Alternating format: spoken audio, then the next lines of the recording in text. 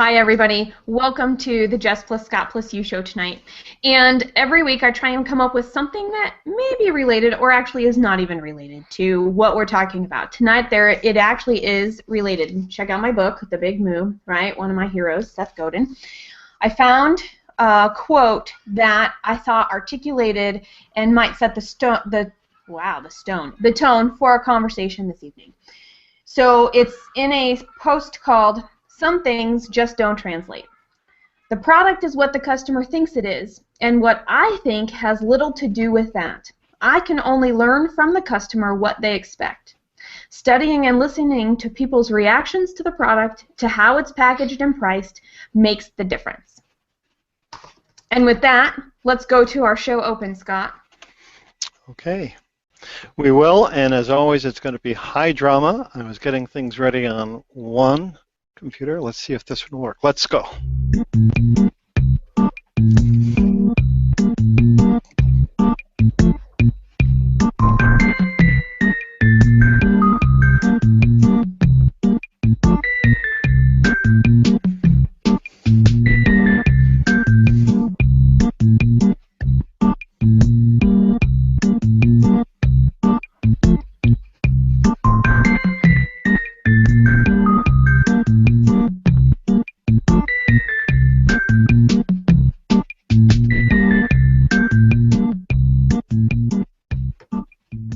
Okay, take it away, Jess. It's all yours. Tell you what, that was awesome, Scott. It was awesome. No more high drama here.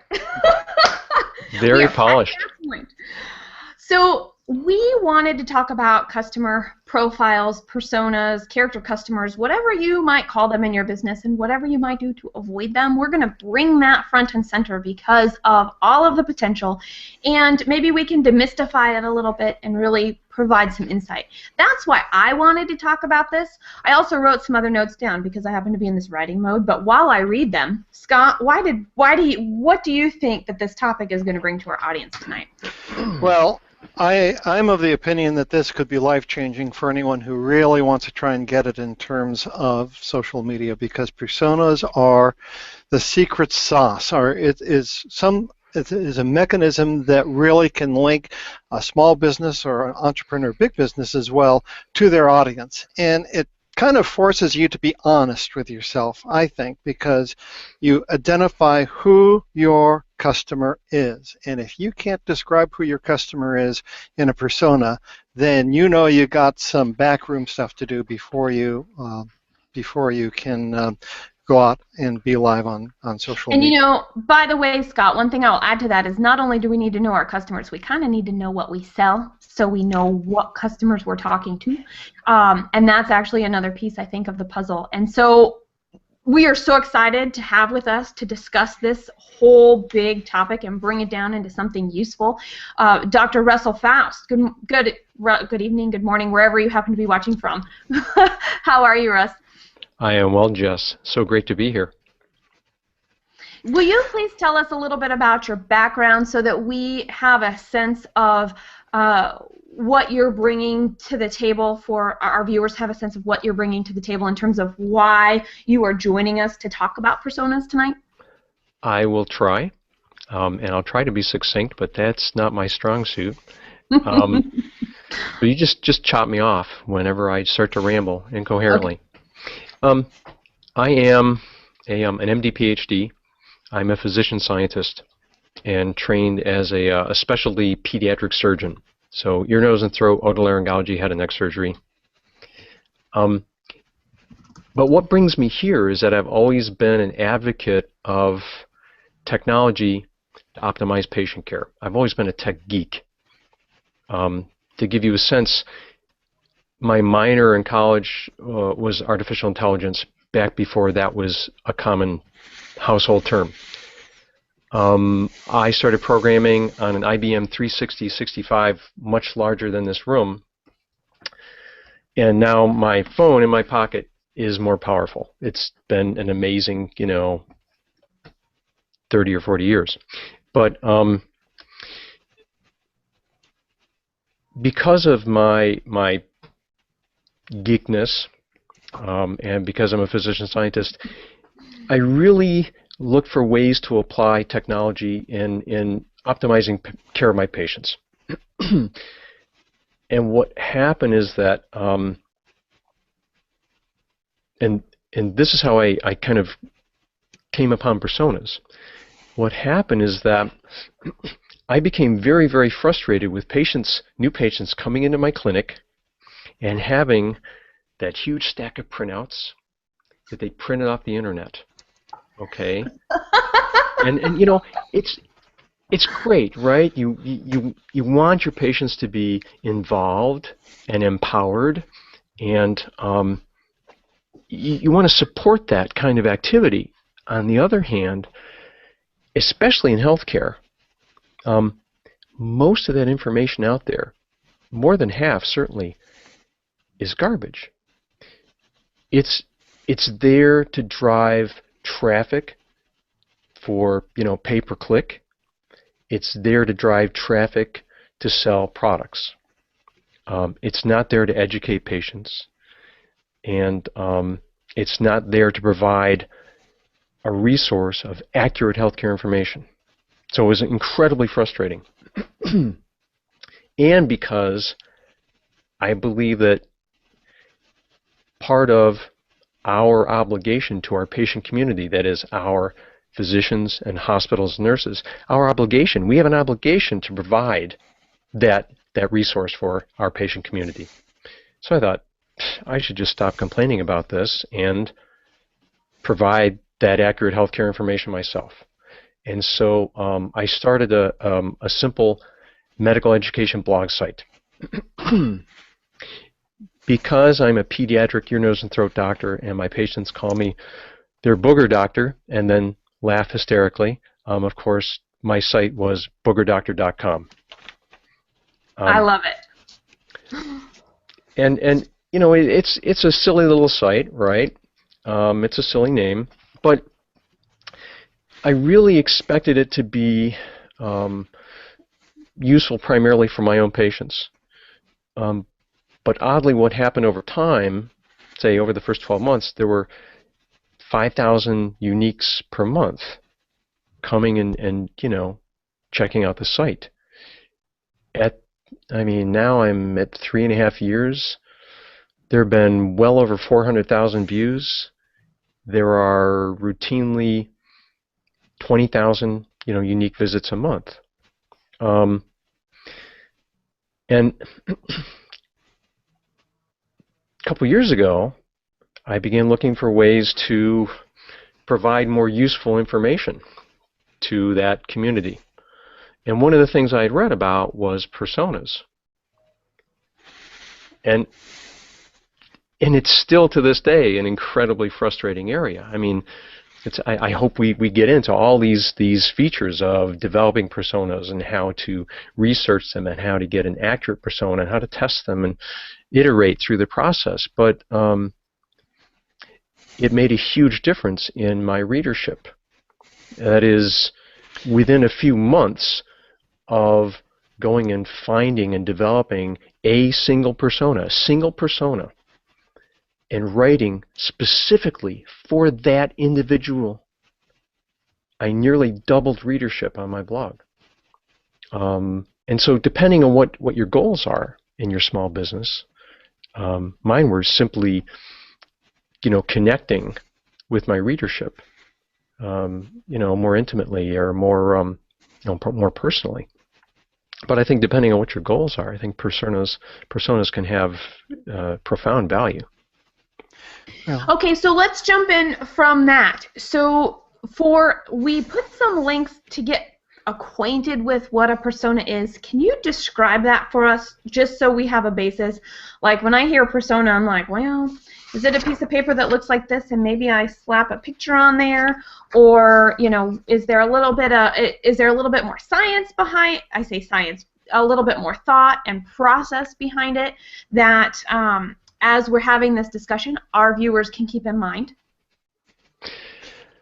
Yeah, I mean, where I usually start, and I think one of the things you sent around was a blog article from my partner Dean Berg, which is, you know, I think actually one of the best pieces of content describing personas and how to develop a persona. But I usually start with a term that most people recognize and understand, and that's demographic. So, most people understand that a demographic profile is essentially a statistical description of a population. That is, it's real data, but it's broad in its description. That is, it describes a population of people.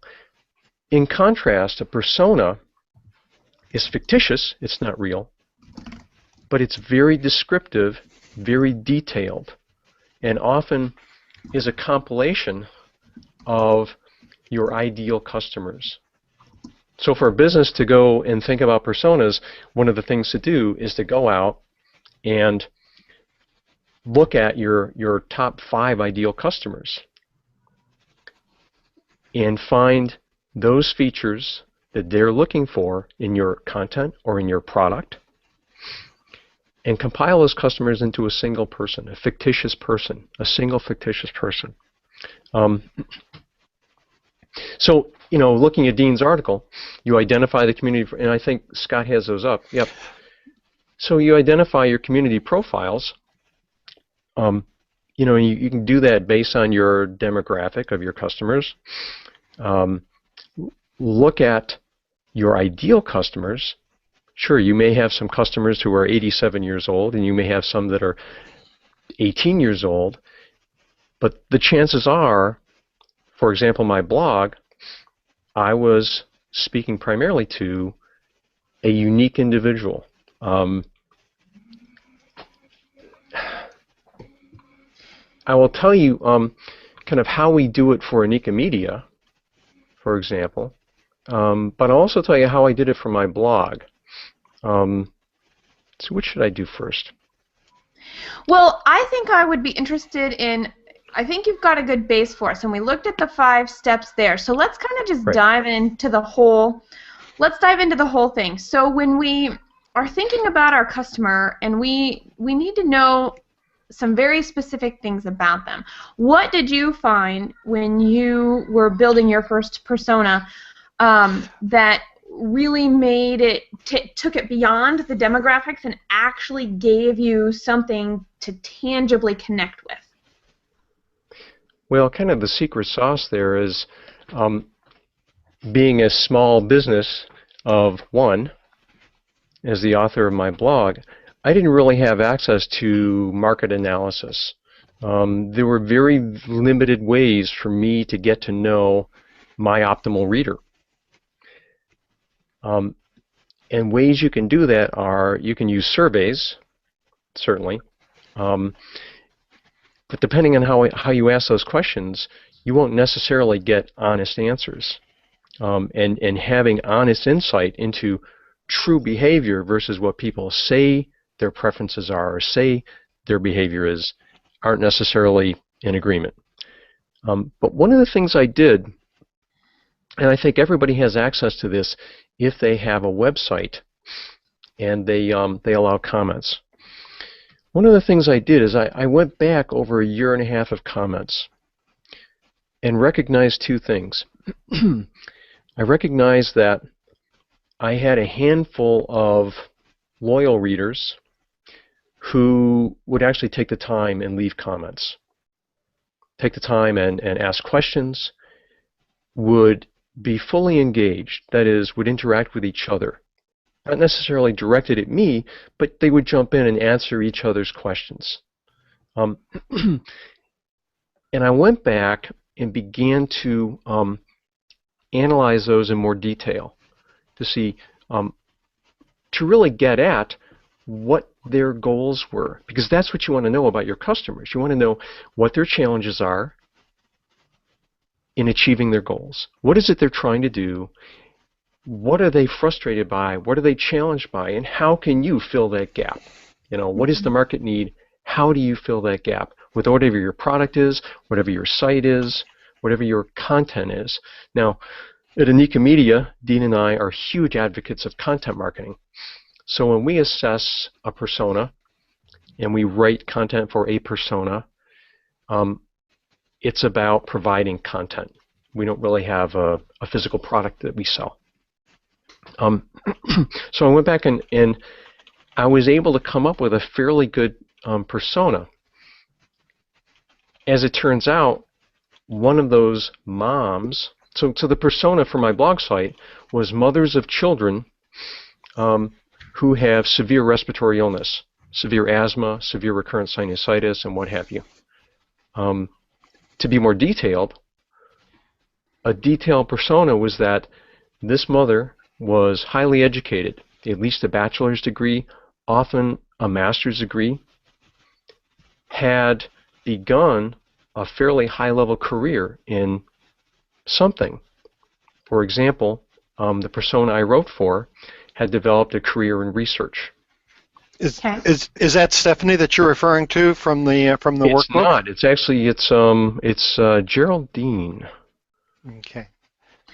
Okay, and actually, while you're talking about this, we're going to bring up the persona worksheet. So as you're talking about some of these things that you're describing, we can visualize how you organized it.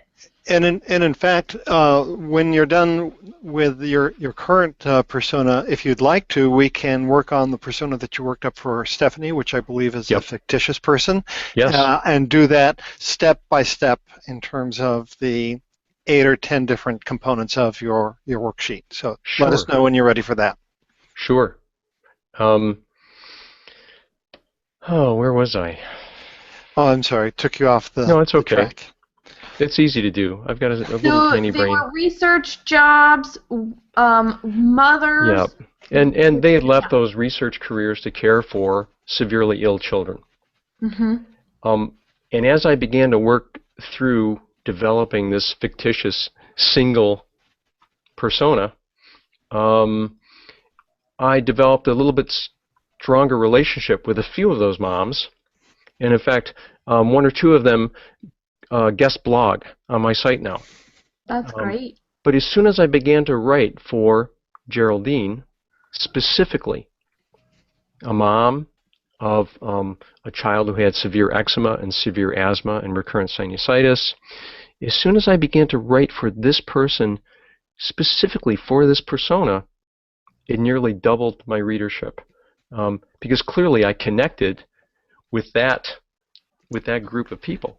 And even when you started your blog, and even more important now with the changes in the Google search, what I think you're describing is having that very narrow focus allows people to find exactly what they need quickly and can start reading and getting to that information and going, wow, I now have a place to go for information. Wow, I now have this resource. I think so.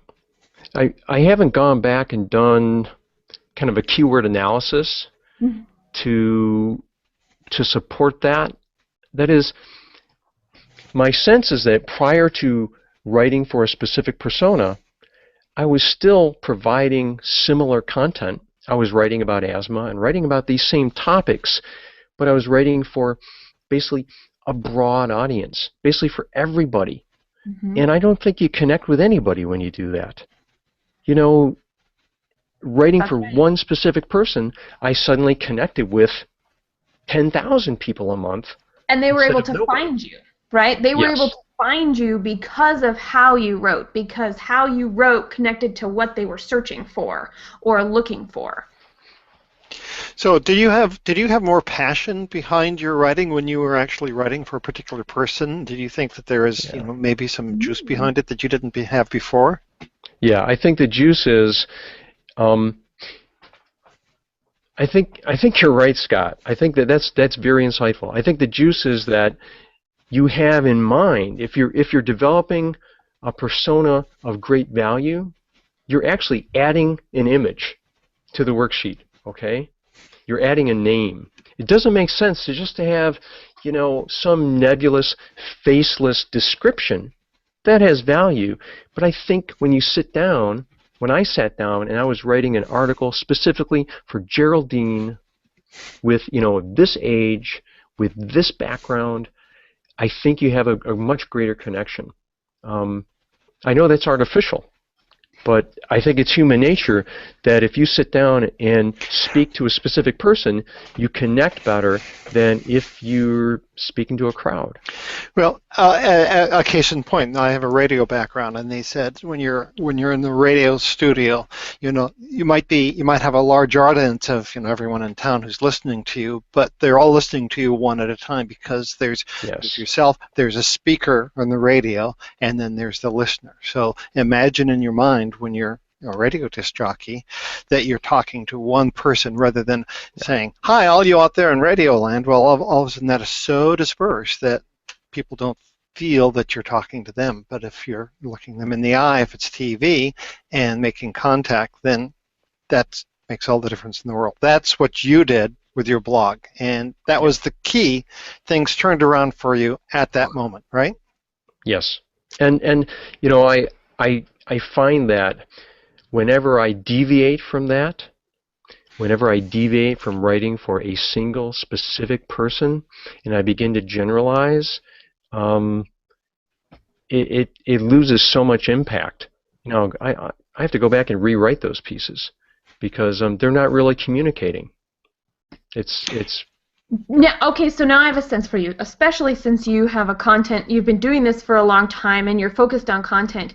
When you're writing something, do you have a sense for, this might not be my best work. It might not be specific enough, but I won't know till I put it out there. Or, how do you do your testing, and how do you decide? Do you know beforehand? Is there like this little inkling, or do you just wait and see the results and make a decision then? No, I have an inkling when I write crap. Yeah. Yeah. I mean, most Can of we put you on that? Yeah. We all do, and it's so awesome exactly. to hear you say that. No, everybody knows. You know when you've you've really connected. There's you've got the juice. You've poured your passion into the page, and you know when you're communicating. And I'll tell you, I have been surprised a couple times, but not often. So, and the test is, you push publish, and you see what that month's, or that week's traffic is, and you go, yeah, I was right. It's garbage. Well, I'm kind of excited to get into. Yeah, let's go. And as way of a little bit of introduction, there is no industry harder for social media than healthcare because of fear, because of HIPAA, fear of HIPAA violations and institutional dragging and whatnot. So for anyone who's in the healthcare field who has tackled social media, and you have to be 3 times as good and 4 times better than normal just to keep up. And no one has done it better than you and Dean in terms of personas. And the proof positive is this worksheet that is on the screen that Jess will be blue boxing. And Russ, if you want a close-up of it, you might want to or need to blue box it yourself. Yep, I got it. And what I was hoping that we could do is actually go through each of the compartments. And my thinking is, were we to do a deep dive into healthcare, the people who are watching right now can extrapolate to their own industry. And it'll be interesting to see where we are when we come out the other end. So can we go ahead and try it? Start it out? We can. Let me just say right off from the start that you need to be gentle. I'm just a simple pediatric booger doctor, and trying to make my way in this very challenging world.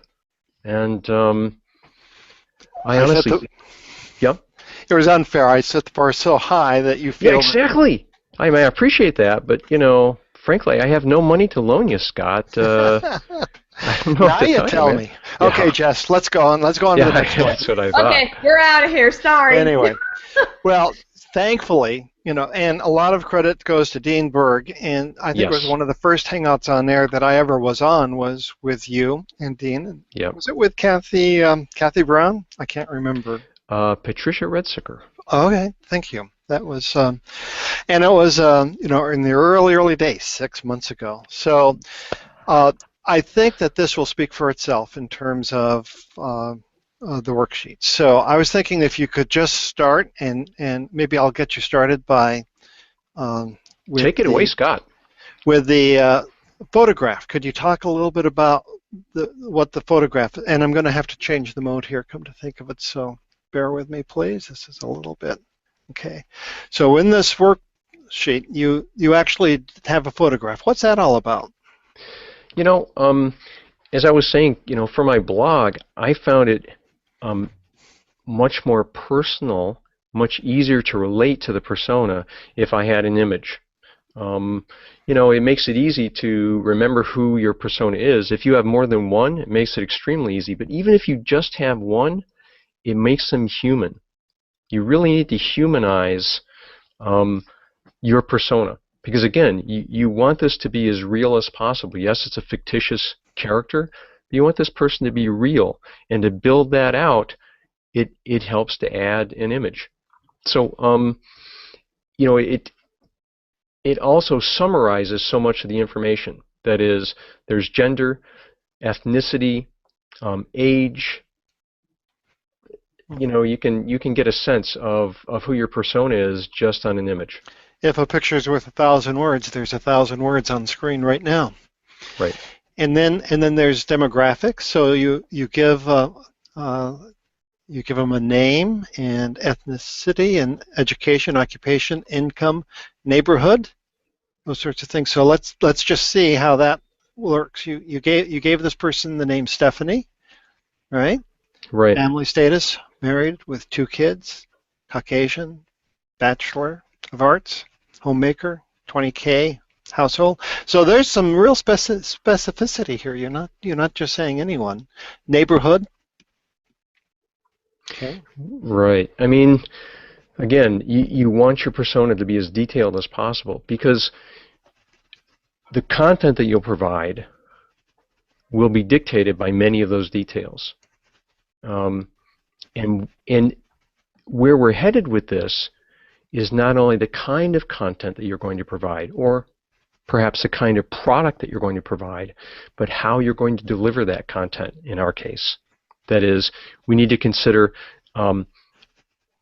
how sophisticated they are with digital media, where they spend time on digital media, where we might be able to connect with them and show off some of our content and bring them back to the hub or the main website where we provide that content. You need to think about, again, I see persona as providing story. That is, it gives me a sense of this person's life and lifestyle. That is, as they go through their day, what their needs are, what their challenges are, what their goals are, and how I'm going to connect with those. And so we really tried to focus on what the needs are here. And of course, because we work in digital world, we're focused on what their digital expectations and frustrations are, where they spend time, what their sophistication level is with social media, that sort of thing, and what their preferred content consumption vehicle is. That is, whether they prefer audio or video or images or written word, etc. And so we kind of move through that. But for us, that story is about the journey, the healthcare journey, which is over on the far right side of the Okay. of the worksheet. Bingo. Okay, so we're.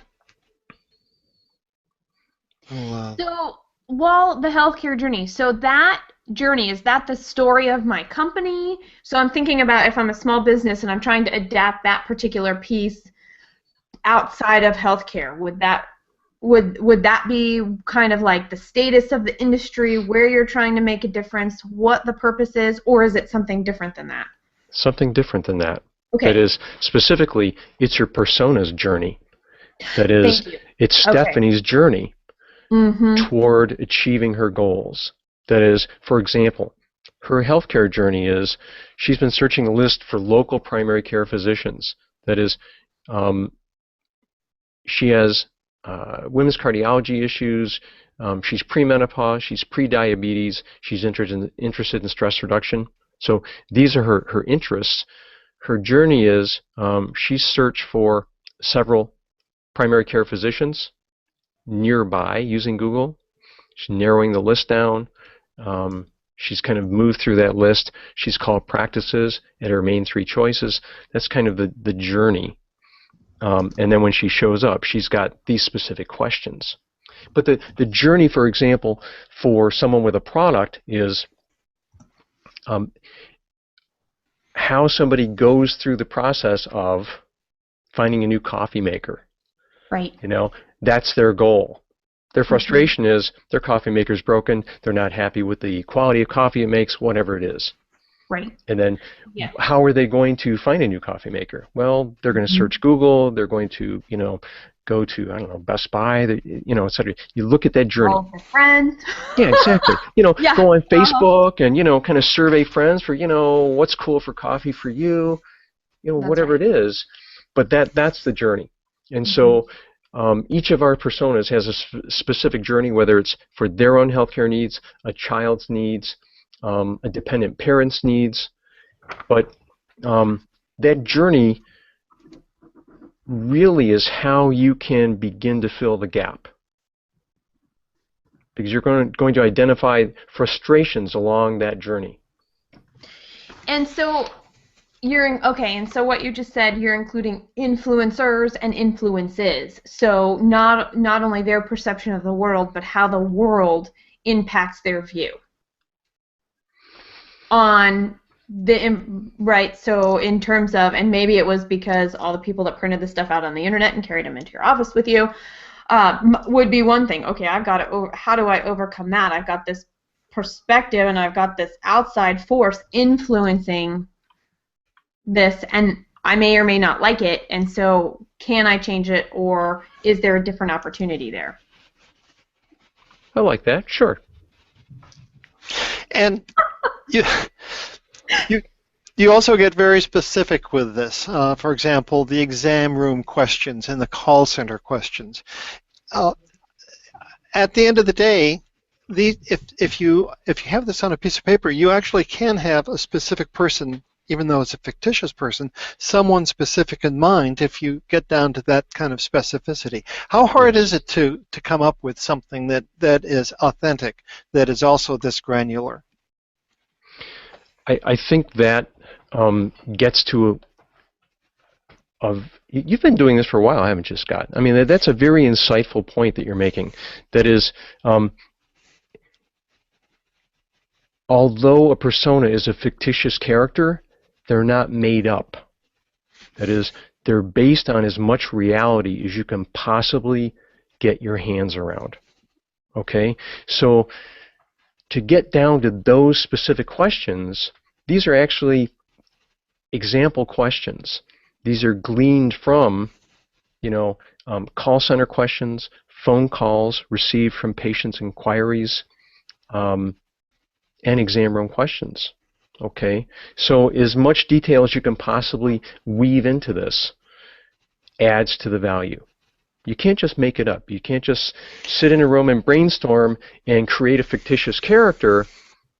And the way companies do this is through survey, is having a close relationship with your best customers so that you can have a detailed and intimate Q&A session with them and try to get some of this information from them directly. Some of that journey issue. And if you have a decent customer relation management software package, then you're accumulating this data on your best customers, right? Mm-hmm. And that gets to, I'm sure that'll be another show with you guys in the future sometime. But and that continues to be a frustration. That is, this is not easy. It's a simple fictitious character, but developing an accurate persona that's detailed is extremely challenging. I was going to sandbag or save some questions to the end, but I just can't hold back. I've got this. And what part of it is, how important is the receptionist? How important is that front desk person in terms of putting personas together? They're critical. And so, and I think when you develop a persona, the entire team needs to participate at every level. That is, from the front desk, the receptionist, if we're talking about medicine, or most businesses, from the receptionist to the CEO. Every team member must participate because the entire organization needs to buy in to the notion of using personas. You can't just have marketing hip to personas and not have the rest of the team developing their presentation, developing their content, and working toward developing a product independent of the personas. It needs to be in the culture of the organization. So the entire team has to participate to feel that they've been heard, to have complete buy-in. Did that answer your question, or did I go off on a tangent somewhere? That was a good answer. No, it was Thanks, spot on. It was absolutely spot on. We have a few comments, and one of them from Carrie is the personas are like customer DNA, maybe? Question mark. Yeah, I like that. So. I like that. I mean, the way I think of DNA is it's the detail, and it's the detail that makes you what you are. I think a customer persona is the details of what makes your customer tick. So yeah, I like that. Customer DNA. Cool. Who was that, Carrie? Carrie. That was Carrie. Nice. And I can't pronounce Carrie's last name, Jaehnig. So apologies, Carrie. You know, and something that you said I think is really important to consider, and that is you're right, you can't sit in a room and make this up. But what if I'm a brand new business, or I don't keep really good records, and I actually really don't know right? And this is what I find is, and then it goes back to what I was saying at the beginning. Maybe I don't know what I'm offering, or that needs to be clarified so the rest can come together.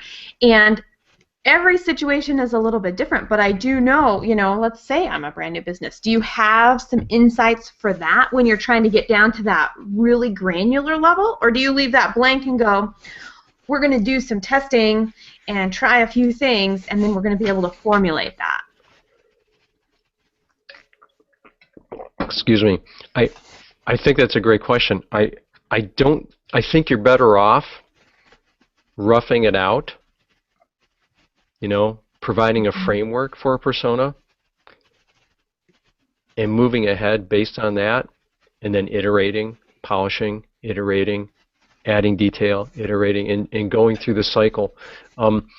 Ideally, you have something to go on, a little bit more than that.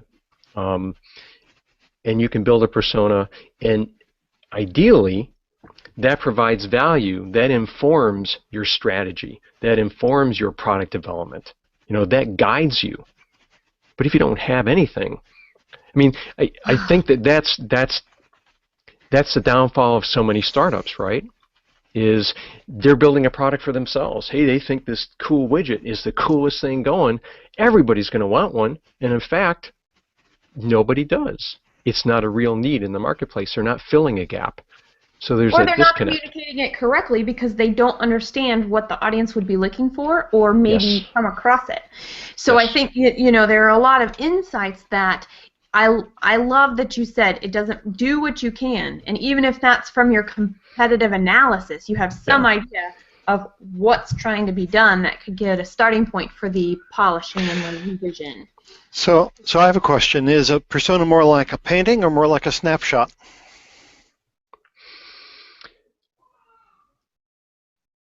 I'm not sure what the metaphor, I'm not sure if I understand the metaphor, but I'm going to say it's more like a painting. I mean, I think it's a detailed, I think it's an in-depth, detailed painting. Okay. Well, I'm going to challenge you on that a little bit, in that because technology. How dare you? I'm sorry. Go ahead. I know. Well, it's one of those things. Because technology is changing, and people change and the marketplace changes and whatnot. I would put forward that a persona is a snapshot in a moment in time that allows you to catch your breath and say, this is what's true today. From that perspective, it is a snapshot, but I think it's much more detailed than a snapshot. I think like it's a snapshot in time taken with a really, really fine camera. How's that? Yeah. Snapshot does not have the gravitas that is due a persona. A persona is so important to one's. Okay, so in fact, we're both right. And I believe you're right. The point I want to make is that I'm not saying that a persona is not fluid. I'm not saying that a persona is etched in stone and fixed.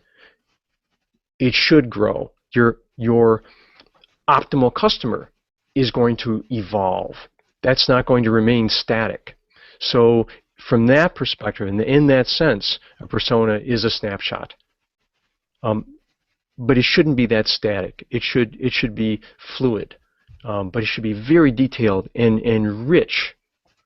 Like a QR code. I was going to say something different, but realistically, I mean, if we're going to go to it, what does a QR code do? It embeds a whole bunch of information in this one simpler image. And so it allows you to have those layers to go as deep as you need for whichever part of the organization that happens to have a disagreement or be looking for a solution or trying to improve, or what else? What else, Russ?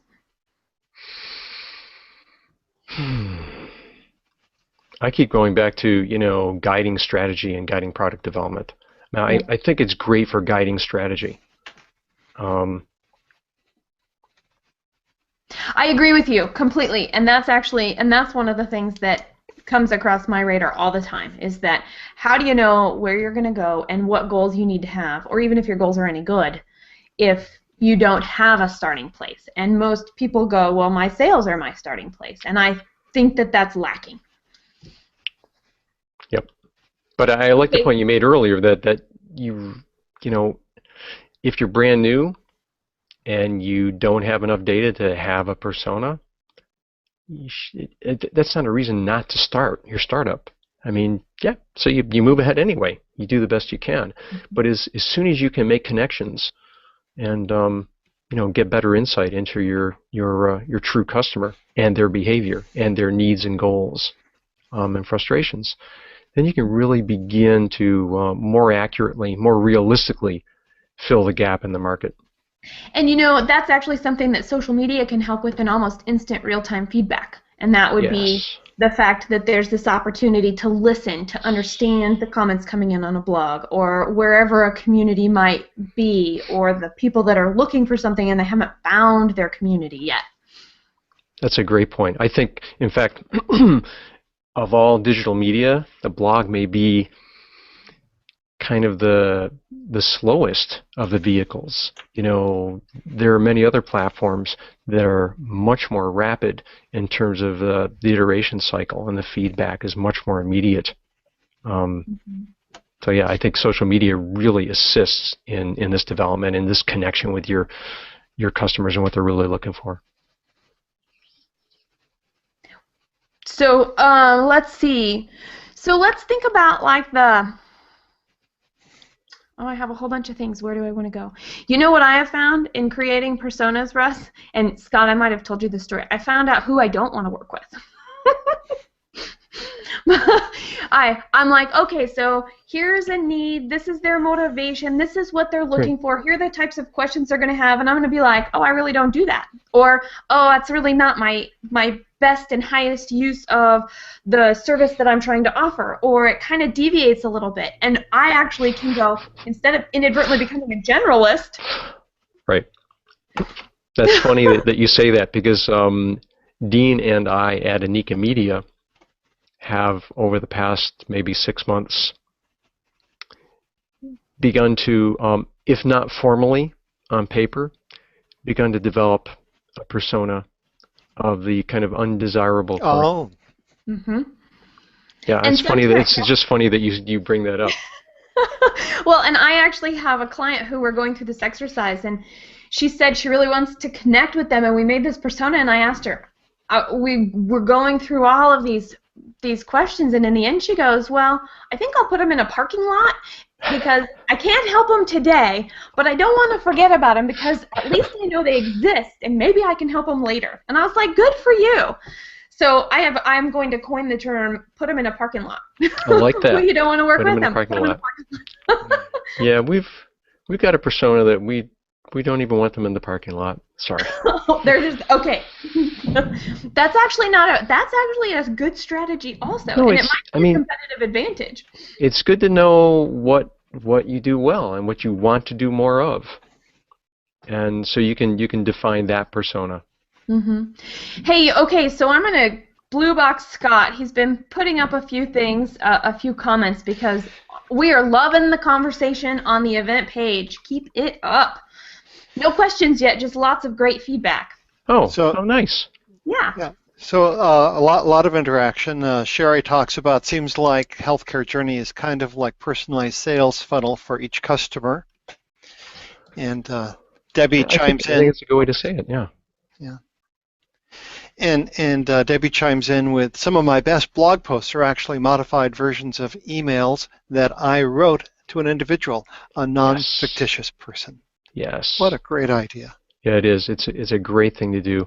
So, and as I kind of alluded to, as I worked up my ideal persona for my medical education blog site, as I said, I went through the comments and collected those people who had been leaving comments, interacting with me, and sending me emails, and that's in fact what happened. Is that I ended up answering their questions in more personal email, and then expanded those into blog posts for a persona. So we had a question come in from Sherry while those were being shared, and she's asking, does Dr. Faust believe that social media conversations now provide us with enough data that we could have a relatively accurate persona even if we're a brand new business? It's going to be interesting because I have opinions about this. I mean, I think as Jess and I were kind of alluding to, I don't think you have much choice when you're a brand new business. But I don't think there's a couple issues. First, I don't think you necessarily have an intimate enough relationship with those potential customers or customers in a public space, in public social media, to get at some of their true and honest behaviors and true and honest opinions. Okay? And that brings me to the next point, and this is that if you go and survey people, they don't necessarily provide you with an honest answer. And then you're going to be building not only a fictitious persona, but an inaccurate persona. And that can be a really dangerous road to go down. So you need to be very cautious in that manner. Right? And before the show, we were talking about examples of that. Let's see, Walmart had surveyed their customers and asked them what in hindsight would be an obvious, answer. They asked them whether it would be better to have less cluttered stores. Now, who's going to say, no, I want more cluttered stores? So, of course, everybody said, yeah, let's have less cluttered stores. And so they spent $100 million going through all of their stores and widening the aisles and reducing inventory as a result. Well, as a result of reducing inventory, they lost another $100 million. So here they are, basing a major strategy, store-wide, business-wide, on a poorly worded survey. Yeah, the definition of clutter.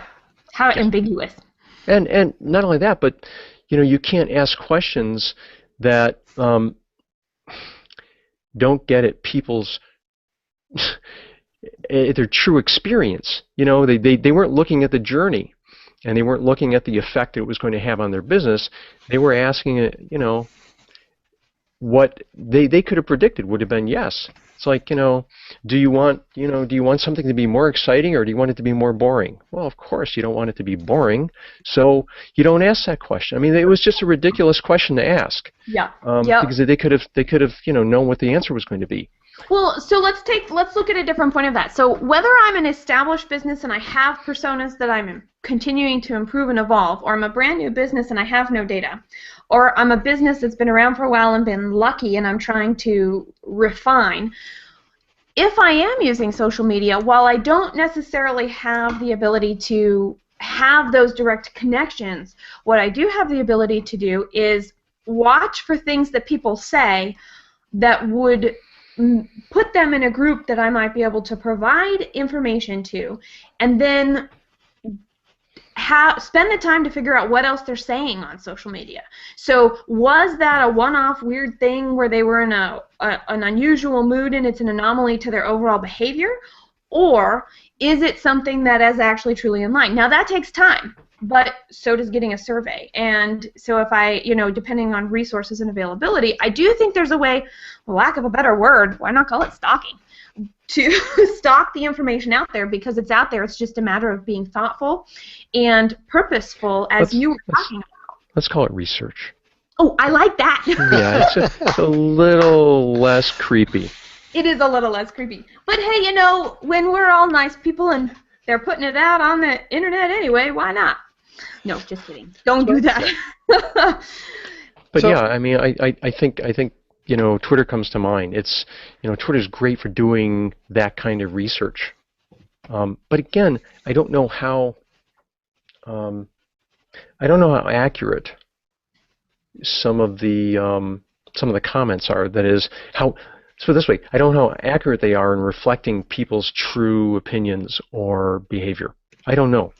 Yeah, I think your underlying assumption is that most people would think the way to put together a persona is by giving a survey of the clients and asking them. And what I think I hear you saying is, whereas a survey might have some utility, there are so many other sources that you can and should rely on in order to get underneath the surface. Well stated. Yeah. Cool. And here comes another question. Okay, so it seems this is from Karen. I hope Scott can answer this. Okay, Scott, you're on. I was just summarizing what you were saying, Russ. So it seems like a startup might form a hopeful persona and keep honing it during the first year or so until it clicks. Question mark. If they survive that long, sure. I was going to say, when they survive that long, It doesn't stop when it clicks because of all the other changes. Yeah. That's a way to you just like went right there. This is, and that's actually really good. I'm waiting for Scott to say it in a more articulate manner right now. Now I'm going to be tongue-tied and no, I don't think so. Embarrassed. But that's actually, I think it needs to be, because what that reinforces what you just said, Russ, and how you said it, if they last a year, that means this is really important to your business, and you are making decisions that are going to positively or negatively affect your business. So a persona is affecting the questions and how those questions might be worded throughout every piece of your organization. I think it's critical, and I think businesses that succeed without personas, that is, without an accurate representation of their customers' journey and their frustrations in achieving their goals, I think those businesses who achieve success despite that. That is, they were lucky enough to make it despite not having an accurate insight into their customers' needs and frustrations. One of the things I really appreciate about what you and Dean have done is that you ask the right questions, and through your workbook and through your worksheet. And I'm interested that you even get down to the point of the digital use frequency of people. I've got it kind of on the screen there. How does a person come up? Is it that you have this imaginary person and that you figure out how much they use Facebook and LinkedIn, or is what's that all about? Well, again, because we're advocates of content marketing, Do I hear a kitty cat? Yes, you do. Oh. Hi, Leonora. Yeah, Leonora just woke up. Okay. We're not going to get to see Leonora? I kind of hope we do. Yeah. I'm looking for him. Okay. Leonora is a him? Yeah. Well, we thought that when we adopted him, we thought he was a her. The neighbor actually thought it's a neighborhood stray, and so we took him in to the vet, and they came out and said, "Well, I've got bad news for you. She happens to be a he, but so." Got it. The name had to stay. It's what the kitty knew. That works. It's all about identity. I'm guessing to his friends, he's Lenny. Yeah. Yeah.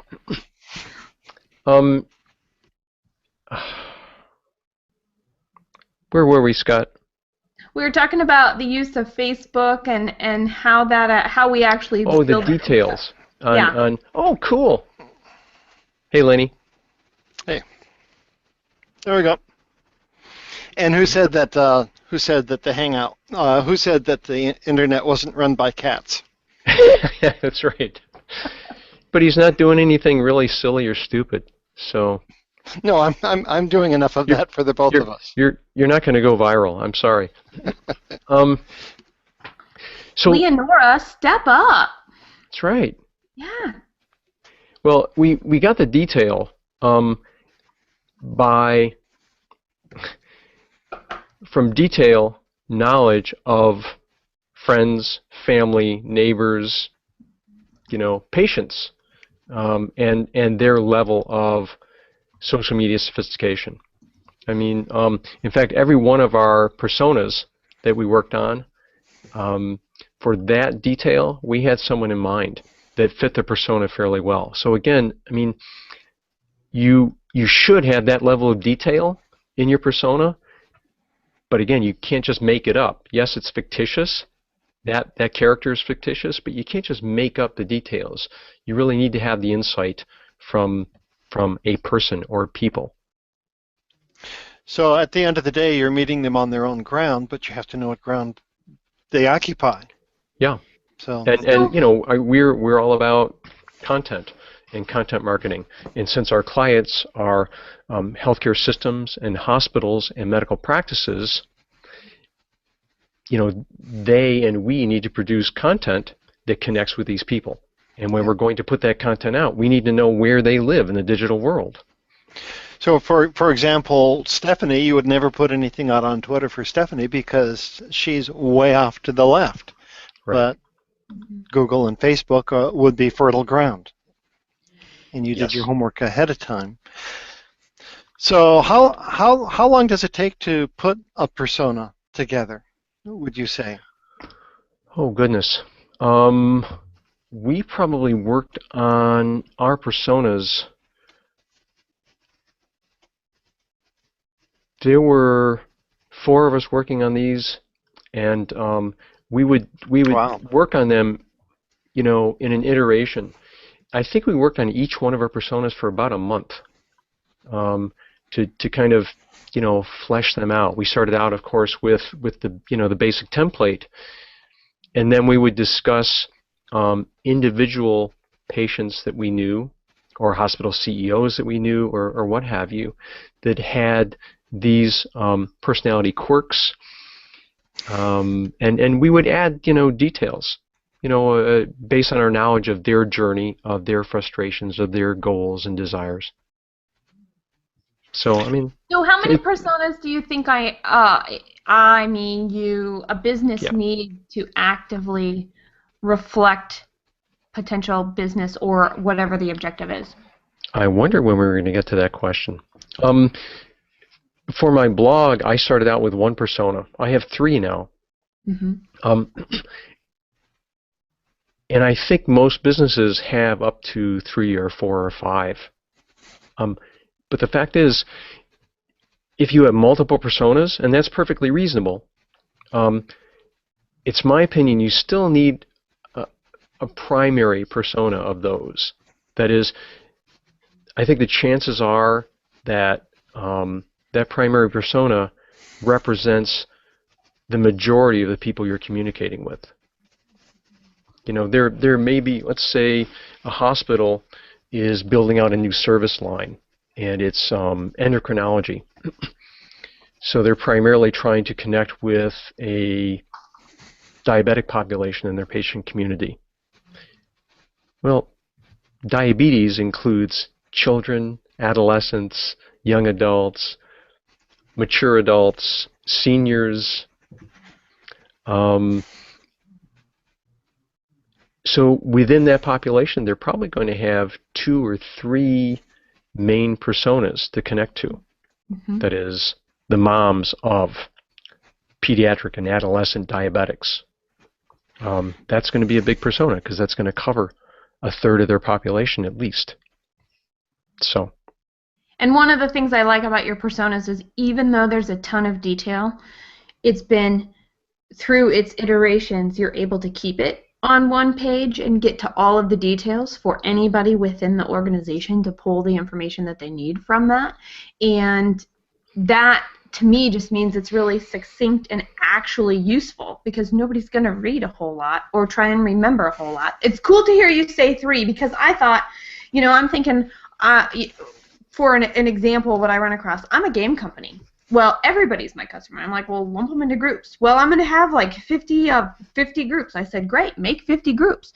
But I think when they don't get to that, they think it's overwhelming, so they're starting so big, they are not able to get down to the minutia and the actual details that probably make their group, those 50 people, those 50 groups actually a handful or less. Right. Yeah. I mean, if they're still producing content to connect with a broad demographic, that's what they're that's what they're failing, is to connect with a broad demographic. If you took that and reduced it to 1 or 2 personas, you would in fact connect with more people directly than you would trying to write for 50 groups. Right. And it comes down to time and resources then, is what I think you're saying. Absolutely. Oh my gosh. And effort. It does. Everything does. Yeah.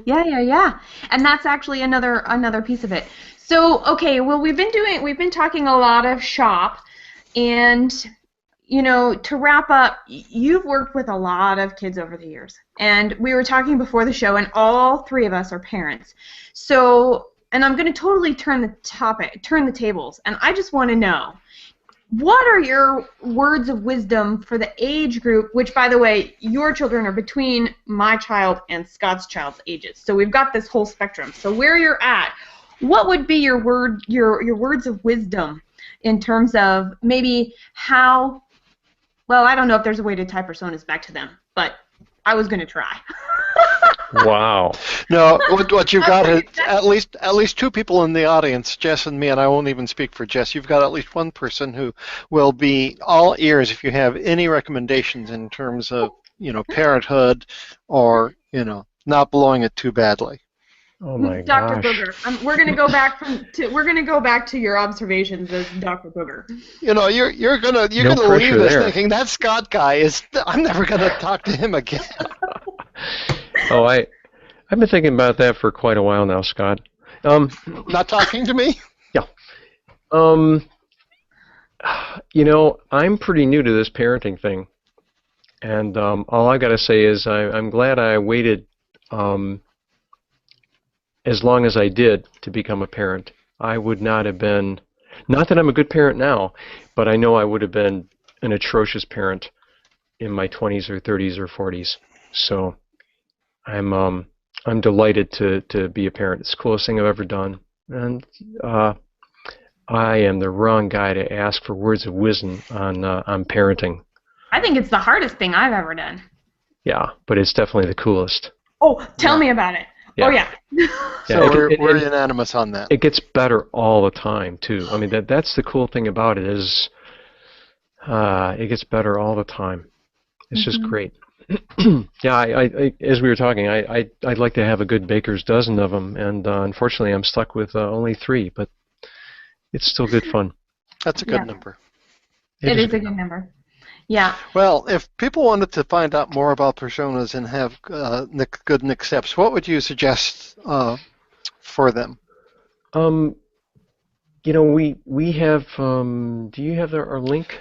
Well, if you blue box it, the link will be up on our event page for people. Okay. I don't have it on screen, but they can also go to your website if I'm not mistaken. Yes. So I think, what is it? So at aniccamedia.com, we have a persona-resources. So persona resources link is, I think, a pretty decent resource. It's free for the folks that are on the talk and follow up with the recording later. Provides our workbook for those designing content strategies in healthcare. That includes a workbook on personas. It includes the worksheet and a variety of other resources there. I think folks and even folks outside of healthcare that are interested in content marketing and connecting with their communities in the digital world, they may find some of that content valuable. I hope so. We've worked hard on it, and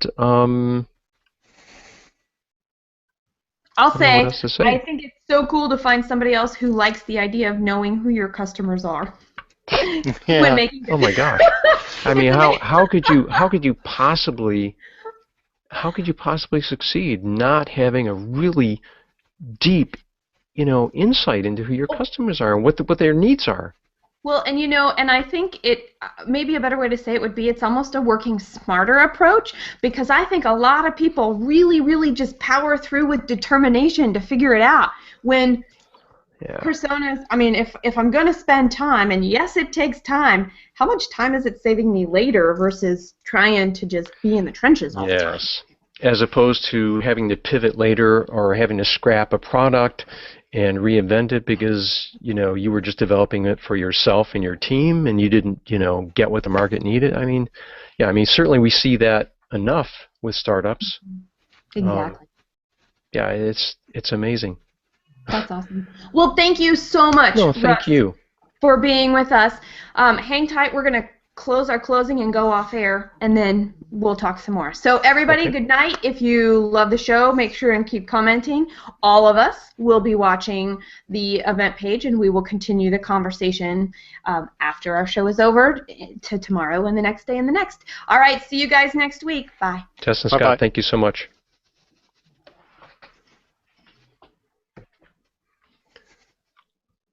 Is this where you play the electric guitar, Scott? It should be. Yes, this is me. Okay, cool.